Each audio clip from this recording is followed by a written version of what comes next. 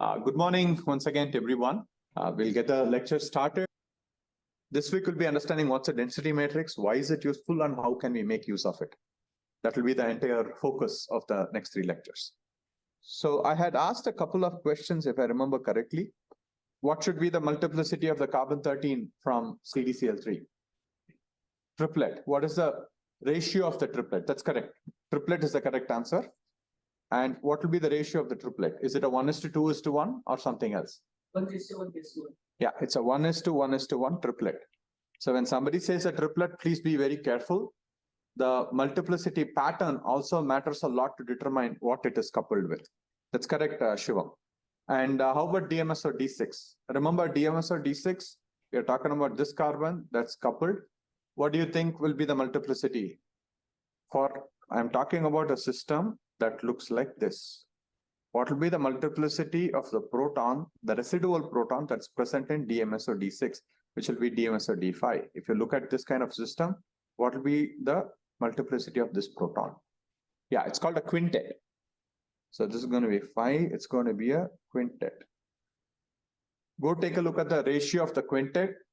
It'll be once again different from what it would be if it were coupled to a 2-spin half system. Okay, so these things which give you additional information on the NMR spectrum provides you an atomistic resolution of what is being present and how do things work. So let's do a quick recap and get started for today's lecture. Until now, we have been discussing a lot about how a bulk magnetization comes when an external static field V0 is applied for a spin half system, for an ensemble of spin half system.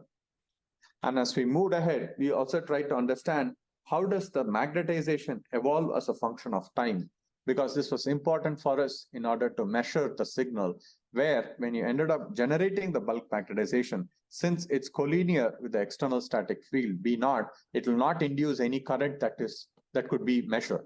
So therefore, we wanted to understand what drives the change of magnetization as a function of time. And here we ended up invoking the M cross B relationship, where the change in torque as a function of time is given by the cross product between the bulk magnetization and the magnetic field that is applied. And the remaining part, we were looking at, okay, if you end up having a static field V0 and VRF, which is applied versus a perturbing field, how does the effective field end up changing? And therefore, how does it allow us to change the bulk magnetization the way you want it to be changed?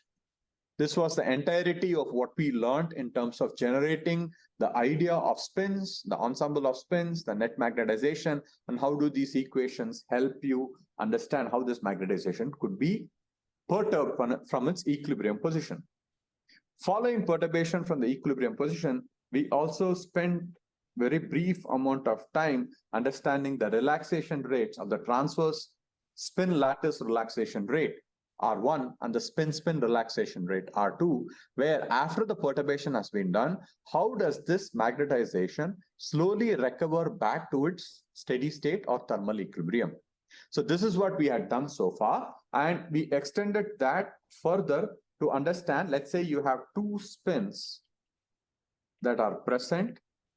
If they are not scalarly coupled with each other, you're going to get a singlet for each of them at their resonance frequency from the time domain signal that is measured. What was that? M0 sine alpha cos omega t exp minus R2t. Since we said it's M plus, this is going to be exp I omega t times exp minus R2t, where the relaxation, transverse relaxation, comes up as an exponential decay, while the oscillation part helps you pick the necessary resonance frequency, which is of our interest. In the previous class, I showed you enough examples of how sensitive the chemical shift is when you end up changing atoms that are present nearby to that nuclear spin. We saw umpteen examples of CH being present and how small changes here ends up perturbing the proton chemical shift. We also saw some examples of the steric effect, the conformational effect, the aromatic effect. I gave you the resource for you guys to take a look at. we immediately after that jumped on to a case where if scalar coupling exists between these two protons, how does the spectrum look? You still get a resonance maxima at each of the Larmor precession frequency, let's say omega A and omega B. The only difference being you ended up getting a splitting in addition with respect to that. You have a peak maxima that's split by pi j. Therefore, if you end up taking the frequency difference between the two maxima following splitting will be 2 pi j. And the magnitude of j, the splitting between the A and B will be identical because one couples with the other, and as a corollary, the other couples with the previous one, right? Vice versa. So this is what we saw. And the other example that we took into much more detail was the AMX system, where M couples with A, M couples with X, and also if A and X couple with each other. And then we took specific cases on removing one of the scalar coupling and making some of the coupling similar to see how the peak pattern ends up changing. Depending upon the magnitude, if all of them couple with one another, each one of them will be a doublet of a doublet, where the center splitting will be the dominant one and the smaller splitting will be the scalar coupling that's smaller. And depending upon which chemical shift you're looking at, you will end up getting different chemical shifts, rather different scalar couplings. This thing will come up with many of these terms, AM plus minus pi j mx. So therefore, you started to see how many different splittings start to come, and therefore you'll be able to specifically measure each one of them based on the magnitude of JAM and JMX. This is where we left it at. Interestingly, what more happens here is that there's another system which I won't have time to discuss with, which is called the AB system. First, let's recollect what was the AX system.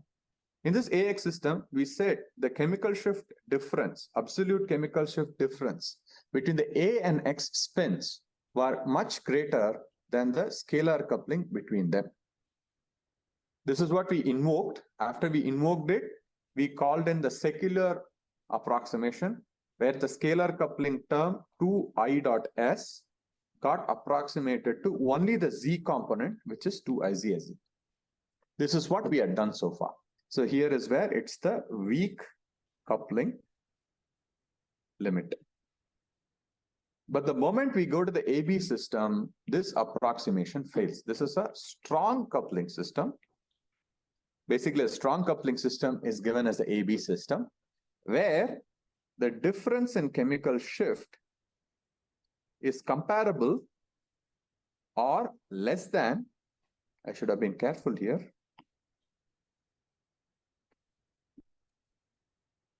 comparable or less than the 2 pi j AB. Okay, in such a situation, the 2I dot S has all the terms 2 times IX SX plus IY SY plus IZ SZ. All the terms exist in addition to the weakly coupled term that we were looking for. Okay. We had taken a simpler case earlier. Now we are taking the entire case that is going to be present. Okay. If we have to write for the AX system, sorry that I'm going back and forth. I want to recollect what we did so that you guys will be able to understand what I'm trying to do. Alpha, alpha, alpha, beta, beta, alpha, and beta, beta that are being present. Correct? These are the 4 states that were there. Therefore, if you have to write a matrix representation, basically the Hamiltonian for something like this, what would you do? You will go alpha, alpha, Hamiltonian alpha, alpha. So let's say, okay, alpha, alpha, alpha, beta, beta, alpha, beta, beta. This we didn't write it in its full glory, but I'm sure you guys are able to understand. It's alpha, alpha, Hamiltonian, alpha, beta. Sure, you guys will be able to write all of the other terms that are going to exist, correct? In the weakly coupled term, the Hamiltonian was nothing but omega A AZ plus omega X XZ plus 2 pi J AX AZ XZ. I'm just changing the IS symbols to A and X. So therefore, you see only the Z terms exist. Since all the states are eigenfunctions of the Z operators, you'll only have diagonal elements. All the off diagonal elements would go to 0. Correct? So you're able to immediately realize only the diagonal elements would exist, and depending upon the energies, and we calculated the energies. So we only wrote the energies at that point because we realized any off-diagonal term would have gone to 0. That's why we didn't interrogate any of them. That was because only the Z term was present. But as you are able to see for the AB system, that will not be the case. What is going to happen? The AB system will have the diagonal terms, but also a couple of off-diagonal entities that will be present. I think let me write the Hamiltonian operator. The Hamiltonian in this case will be omega A AZ plus omega B BZ plus 2 pi J AX BX plus AY BY plus AZ BZ.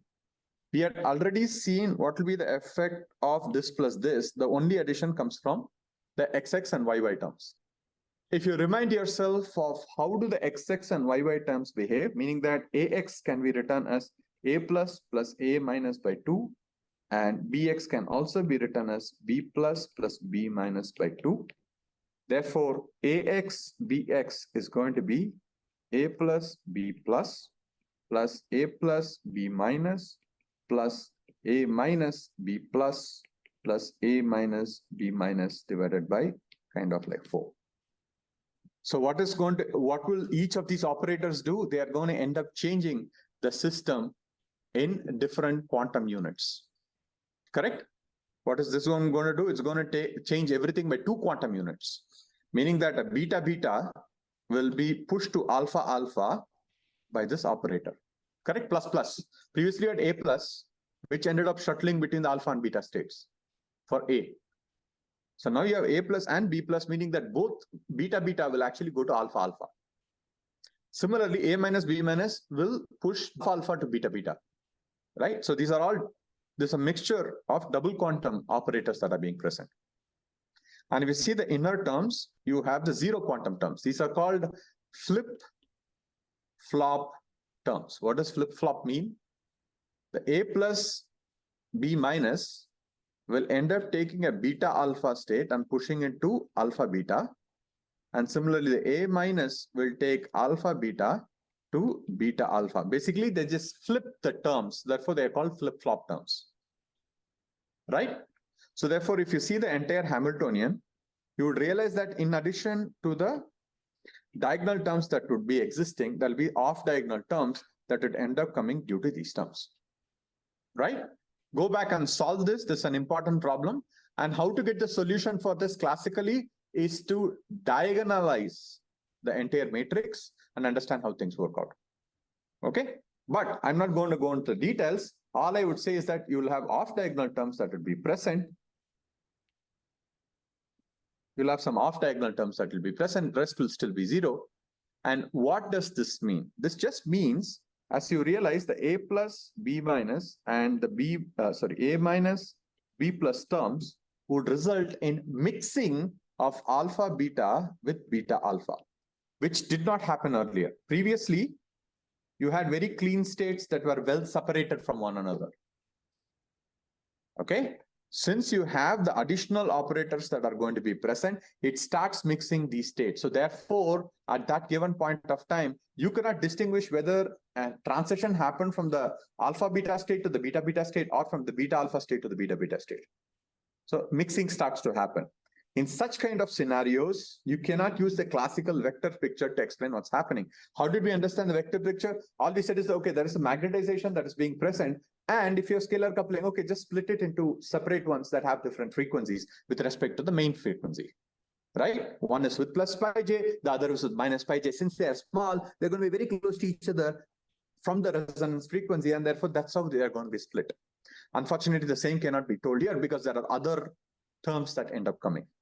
Okay, so the major aspect is that one cannot explain strong coupling effects just by using the classical picture. This is one of the major limitations of just using the classical picture. In addition, NMR ended up transcending many different things where people were able to realize transitions that are not classically observable. Classically, only single quantum terms are observable. If you take any spectroscopy, be it rotational, vibrational, fluorescence spectroscopy, only single quantum transitions are observable. But in NMR, people were able to realize that if you end up going to the quantum picture, we could end up acquiring multiple quantum transitions, such as the A plus, B plus, and A minus, B minus, or even the zero quantum transitions. So therefore, not just a single quantum, one could actually access a zero quantum, double quantum, or any multiple quantum coherences could also be acquired. You might ask, why do we need multiple quantum coherences? The answer is not short, but from now, take it from me that some of the relaxation properties are very favorable for multiple quantum coherences in comparison to single quantum coherences. There are many disadvantages for multiple quantum coherences as well, but there are places where some aspects of multiple quantum are super favorable, and therefore we want to extract them. Make sense? Yeah. So this sets the premise that we should be going towards the quantum mechanical picture of how NMR starts to work. Okay. In order to do that, I'm going to define a wave function. Since all of you guys would have had quantum mechanics or quantum chemistry in the previous semester in the last 1 year, I'm just going to brush past, and I've already given lectures that help you understand the basics of quantum that we need in week 0 lectures itself. So therefore, I'm not going to give much details of quantum mechanics. I'm going to go faster. Nevertheless, it's the major take home from quantum mechanics is that the wave function has all the information that you need to learn from a given system. A wave function for a given system has all the information, and if you start interrogating the wave function, you get all the necessary information. This is the major take home from quantum mechanics, meaning that each of the physical variable is represented as an operator. For energy, it's the Hamiltonian operator. If you have the wave function, if you interrogate the wave function with the Hamiltonian operator, you understand what are the energy levels that are being present. And going by the probabilistic interpretation, we also know that mod psi square gives the probability density of that given system. Of course, you integrate it within a given space with an integrand, you'll be able to understand what's the probability to find the system within those limits. Was the second major take home. First major take home is that wave function has many important information. Wave function needs to have certain qualities, meaning that it should be square integrable, it should be continuous. All this, I'm sure you might remember from your quantum mechanics course. Similarly, those postulates end up ensuring that the mod psi square will be the probability density. Therefore, you will be able to understand what is the implication of the mathematics you write by looking at the probability density. Right? Almost always we want to understand what state is the system present in. One of the major things that quantum mechanics helps you do is to establish a given wave function in a set of complete orthonormal basis of your choice. Okay, those were many words that are used. What do they mean? Remember, how would you end up getting the wave function? You would end up solving the time-independent Schrodinger's equation in case it's a time-independent system. If it's a time-dependent system, you try to solve the time-dependent Schrodinger's equation to understand what is the wave function. But from all the different models that you have taken from quantum mechanics, be it the particle in a 1D box was easy, 2D box was easy, 3D was easy. Then we go to the harmonic oscillator. At the part of harmonic oscillator, we just say that atoms exist and we don't worry about anything else apart from the vibration. Then when we went to the rigid rotor, we said, okay, let's not worry about the vibration or the translation. Let's just worry only about the rotation about a given axis. But in reality, all these things exist together. And a nice example that you guys would have learned in your quantum mechanics course is a hydrogen atom model where you have nucleus and a single electron that moves around the nucleus, where you'd be able to understand all these aspects working together. There is no vibration that comes there. There's just, you can imagine this as two rigid bodies where the electron ends up moving around in a rigid rotor model, which gives a spherical harmonics as a solution. The distance part also works itself out like a particle in a 1D box, just that one end of the box is just infinite. The electron cannot be at the nucleus, so there the probability is 0. So one end there is a potential, but the other end it just slowly decays to 0 at infinity. All this you put together to solve the hydrogen atom model to understand how the orbitals look. But I'm sure all you guys are able to think about it and reminisce the fact that solving the mathematical equation is not always easy and it takes a lot of time. And you also have to invoke a lot of approximations, which ends up reducing the accuracy of the results that you end up getting. All right. But luckily, since NMR is a system where the number of sets that are being present are finite, it's easy to do it in some other way. What do I mean by this? Go back and take a look at the solutions of a particle in a one-dimension box. The number of allowed solutions go to infinity. The psi n that you ended up getting, the n could literally take values of 1, 2, 3, 4 until infinity. Correct? It's not a, it's in some ways there are so many possible solutions. Take a harmonic oscillator. Yet again, n starts from 0 and goes to infinity in integral steps. Take the rigid rotor model. Take any model that you want to take. The number of states that are being present are literally a large number. It's many, many times they're infinite. But on the other hand, when it comes to NMR spectroscopy, especially any of the spin, for a given state I, there are only a given number of possible substates based on a given number I. And for instance, for I equal to half, it's so easy. You just have the alpha and the beta states. You see that, okay, there are just a finite number of states that are being present. Okay. So therefore, for a spin half system, the alpha, which is the half comma half, and the beta, which is the half comma minus half, are the only two states that are being present. Unlike for the quantum mechanics solutions where psi n could have many different n's, sine n pi x by a was a solution you got for the particle in a one-dimension box. N could be 1, 2, 3, 4, 5 until infinity. Too many, right? On the other hand, you just have a given set of possible values here, right? Or rather states that are possible to be sampled. Therefore, you end up having, one could actually show that the wave function is a superposition of the alpha and the beta states that are being present. This is for a spin half system that I'm writing, but in its generality, a wave function could be written as a superposition of n states present within a complete set of orthonormal bases. Alpha and beta are orthonormal to one another, meaning that if you take alpha times beta, what do you get? You get 0. And these two are the only states that are required. So therefore, they form an entire set of orthonormal bases for a spin half system. Similarly, if you're going to spin one system, the orthonormal bases that you're looking at are 1, 0, and -1 states, and those are the only 3 that are required. But in generality, we would be writing the wave function as a summation over n states Cn over ket n. Okay, did that make sense? What did we say? Wave function has all the information, and we'll expand the wave function with a set of orthonormal bases. Since NMR has finite set of states, it's so easy to expand it. The wave function, if you realize, I have not committed on whether it's time dependent or time independent. I'm sure from the classical picture, you guys realize that we are looking at magnetization that changes the function of time. So wave function should also be as a function of time. It's not going to be static.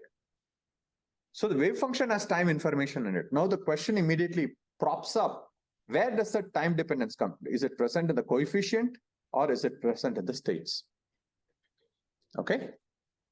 Once again, if you might recollect what we spoke about the RF pulse and how does it change the magnetization, you realize that the alpha and beta states did not change. Yet again, NMR has the advantage that we can work with something called stationary states. What are stationary states? These are ones where as a function of time, the states themselves do not change. Given that the wave function has to change as a function of time and your states do not change, immediately makes you understand that the coefficients that you're dealing with are the time-dependent entities. Remember, in quantum mechanics, this is not what works all the time. People have different representations. Sometimes people make the coefficients constant, allow the change to happen as a function of time in the states. There are times where people let the states be stationary and allow the time component to be present in the complex coefficients. There are times where the time dependence exists in both of them. It's called the interaction frame. Okay? There are different ways to handle it. Since NMR is so much more easy on the states, being number of states being finite, and they can be made as stationary states, we actually don't put the time dependence on the state. We only put the time dependence on the complex coefficients. I've repeatedly said, this is a complex coefficient. This need not be a real number. Okay, so please be very careful. If you might remember, there's something called complex conjugate. C's complex conjugate is C star, meaning that if Cn,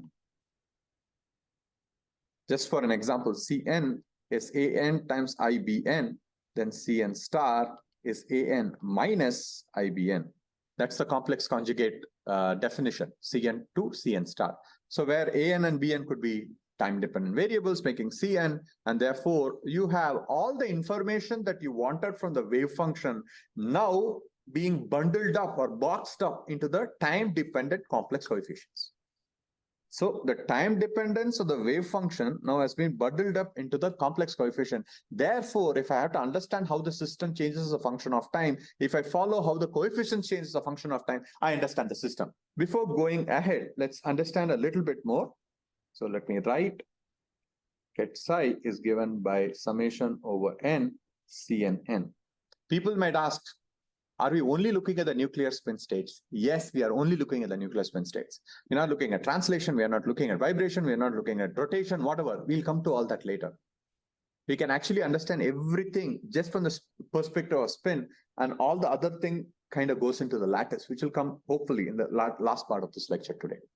Okay. Yes, we are neglecting all the degrees of freedom. We are only obsessed about the nuclear spin degrees of freedom and ask, okay, can the wave function tell something to me? If I write this equation now, all this should be in your head on why we want psi, what is Cn, why are we moving towards this, and what are the basic, not assumptions, but what all did we argue in order to write this equation. What is this complex coefficient? In order to determine that, what we generally do is to have a pre-multiplication with a m state. Take any state m that is present within the full set of n. You have plus half an alpha and beta state. You can either take the alpha or the beta to find the coefficient of the C alpha or C beta. So let's end up doing this. What are you going to get? You're going to get bra m summation over n Cnn. Since Cn is a summation, we can take it outside. Summation over n. You have the Kronecker delta mn. Remember, we took a set of orthonormal bases. What is an orthonormal basis? M and n, if m not equal to n, are orthogonal to one another. If m equal to n, the delta goes to 1, meaning that it's normalized. Correct? So that being the case, immediately you're able to realize bra m ket capital psi will be Cm. Meaning that if you want to determine what is the complex coefficient for the mth state, take the wave function and do an integration with that given state over space, you will get what is the coefficient. Now, therefore, let's try to rewrite psi is now going to be given by summation over n. So we said Cnn.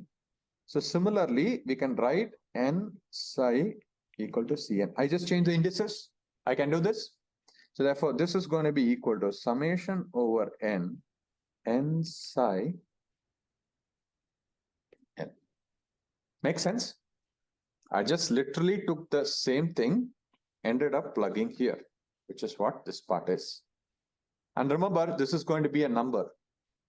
I can write the number up front or at the back. It's a scalar. You can throw it wherever you want to throw it. And therefore, this will end up becoming summation over n. This is what you're going to get. Okay. Now, pay close attention. The left-hand side, you have a ket psi, and the right-hand side, you have a ket psi, indicating that this portion has to be, that's correct.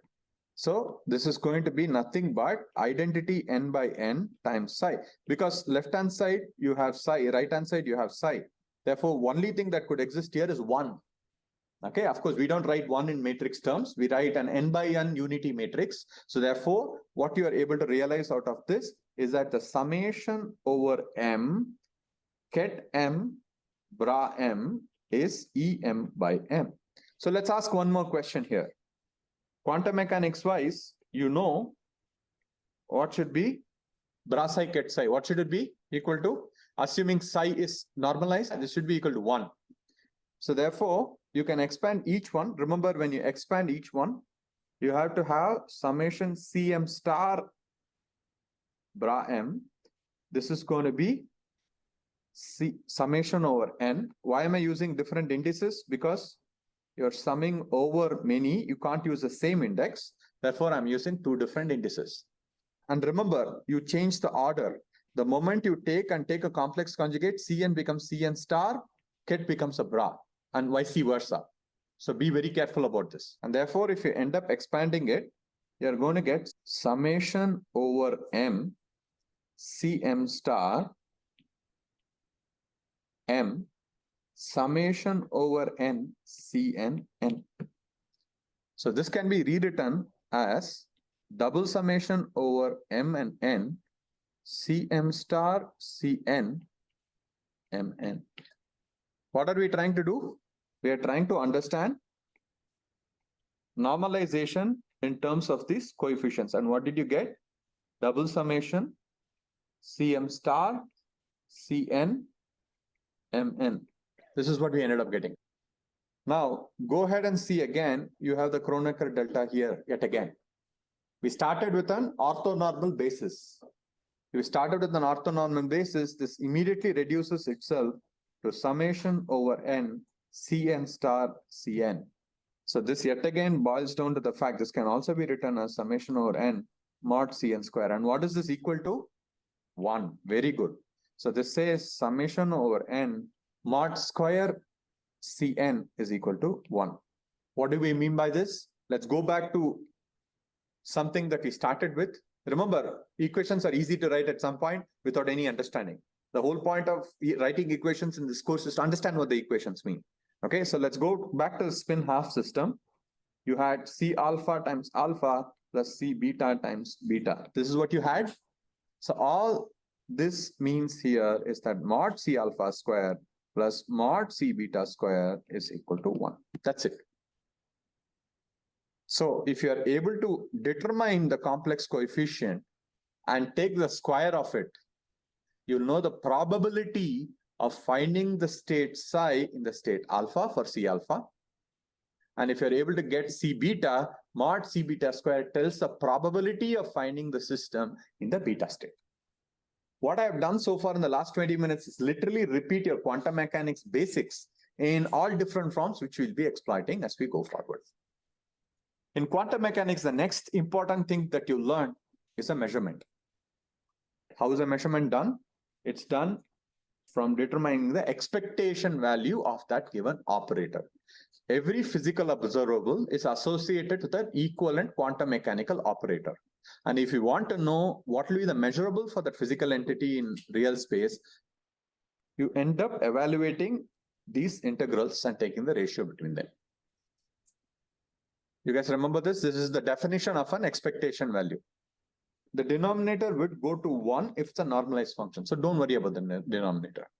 Let's say that we work with the normalized wave function. So I'm going to forget this operator as I go forward. So therefore, what is going to happen here is that, remember, I'm yet again going to expand it over summation Cm star bra m, the operator A with a summation over n ket n. Now let's continue to write it summation over m, summation over n, Cm star Cn bra m A ket n. Unlike the previous time where we exploited the fact that we have an orthonormal basis and put it to Kronecker delta, we cannot just say the same thing for this integral. Largely because the operator might end up changing the state to anything. You never know, right? So we cannot do much about here. So we have to end up using this in its entirety. For the next 5 minutes, what I'm going to do is to give you a perspective of what is this operator A. There are many different operators. Why do we care about the operator A? Because you want to measure things. And depending upon whatever you want to measure, that is the A operator. That's an equivalence in quantum mechanics. Therefore, if you have a functional form for A, you'll be able to learn how to measure things in NMR. So given that for a spin system that has a quantum number I, the operators that are associated with it are Ix, Iy, and Iz. For a given nuclear spin quantum number I, you have its components of Ix I cap plus Iy j cap plus Iz k cap. So Ix, Iy, Iz are the different operators, projections along the Cartesian coordinate frame wherever you're looking at. Correct? So these are the operators that you're trying to look for. All right. So as an exercise, I'm going to ask you guys to do some of the matrices which I've solved in the lecture. It's very easy to do, but I'll quickly give you the identities and move very fast, but just to give an idea. Let's try to get the operator representation of Iz because that is the easiest for a spin half system. For most part of the course, I'll deal with spin half in the class. Any homework that we do, you'll have to do for other spin system. Spin quantum number, let's say spin quantum number of 1. Okay, so I'm going to do for spin half. So when I equal to half, you're going to have two states, alpha and beta, that are going to be present. And therefore, you're going to have the matrix representation of the Iz operator as a 2 by 2 matrix. Well, how does it look? It's going to be alpha Iz alpha, alpha Iz beta,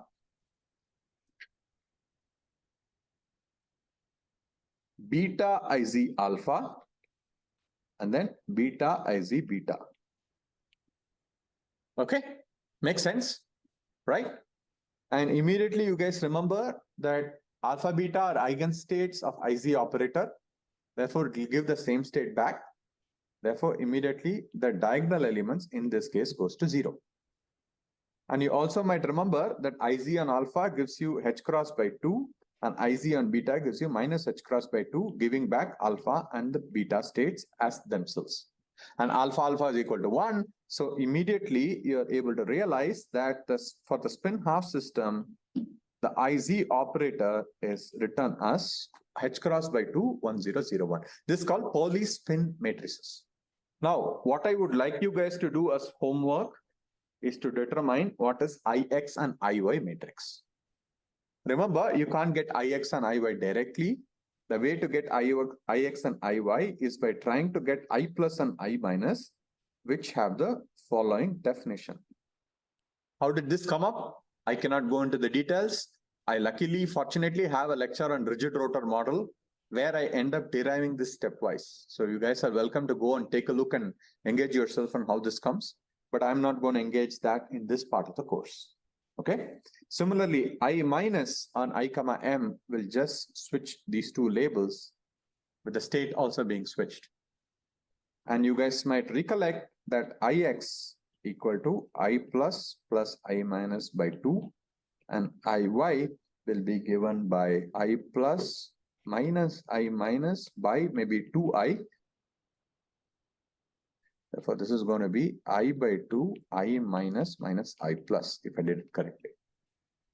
So what I request you guys to do for sure is to get me the Pauli's spin matrices for the Ix and Iy operators for a spin half system and repeat the same process to get Iz, Ix, Iy for spin 1 system. For spin half system, it's a 2 by 2 matrix. For a spin 1 system, it will be a 3 by 3 matrix.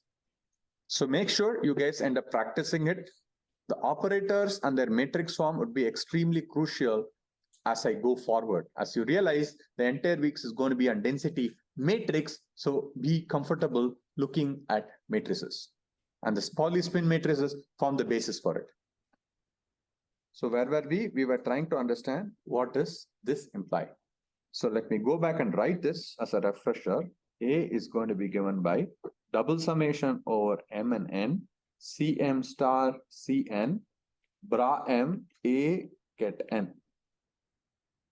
Now, what I will do is to define this as a projection operator Nm, which is going to be given by N, P, M. We will see what this is in a moment. So remember, therefore, P, N, M is going to be Cn, Cm star. Before going to show what it is, one has to be a little careful doing this. Generally in quantum mechanics, what does the N and M mean? The element, nth element of that given matrix. So you have elements in the matrix here. This is the 1, 1 element, this is the 1, 2 element, 2, 1 element, and 2, 2 element. The N and the M are the elements of that given matrix. So generally, when you're talking about the A alpha beta, it will come here, okay? Or rather, I Z of the alpha beta, if you are writing M and N, right? So remember, it comes in this position, but for the projection operator, it's slightly opposite, meaning that the first index will generally have the star and the second will not. But in this case, it's right opposite. So be super careful about it. Define P as psi. This is actually a projection operator. It's nothing new. So therefore, let's take a look at how does this projection operator look. So this is going to be summation over n, Cn, n. And of course, since you're using two of them, you cannot use the same index n and n. You have to use n and m. So therefore, this is going to be summation over m, Cm star, because you have taken a complex conjugate, bra m. So now what ends up happening here, yet again, you will have something like a double summation over m and n with a Cn, Cm star. So this is what ends up to be the entire operator. And we are talking about a single element in it, which is why this is actually the p and mth element in it. So basically, we are talking about the coefficients in them. That is the certain part that we are trying to write. So this is the p and mth. Why is it the p and mth? Because of the indices that you're using. So what have we done so far is to say what will be the measurable and how to write the measurable.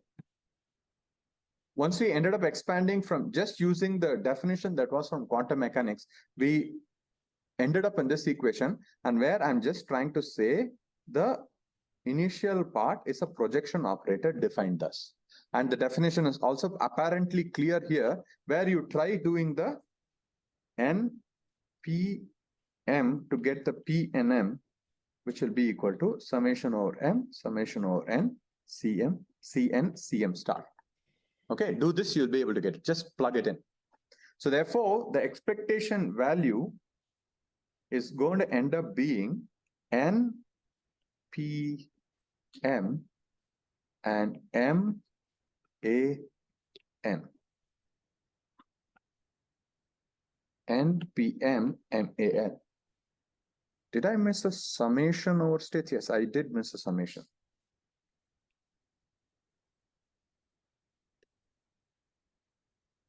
Okay. Therefore, this can still be written as summation over n, p, summation over m times a times n.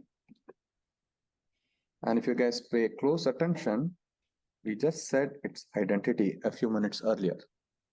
Correct? So therefore, this entire integrand becomes summation over n, p times a times n. So what does it say? You have a P matrix, projection matrix, you have an A matrix. A is the operator that you're trying to look for, Ix, Iy, Iz, whatever. We'll slowly realize that it's Ix is the measurement across the x-axis. Okay, so you understand what is the operator. Now, if you understand the projection operator, all that you got to do to get your measurement is by taking the PA matrix and only taking the diagonal elements and summing over them. Do you see that? So therefore, this can be rewritten as the expectation value of A, which is given as summation over n, n, PA, n, is nothing but the trace of the PA matrix. Why did it say trace? It's just an n and n component, meaning that all the diagonal elements, right?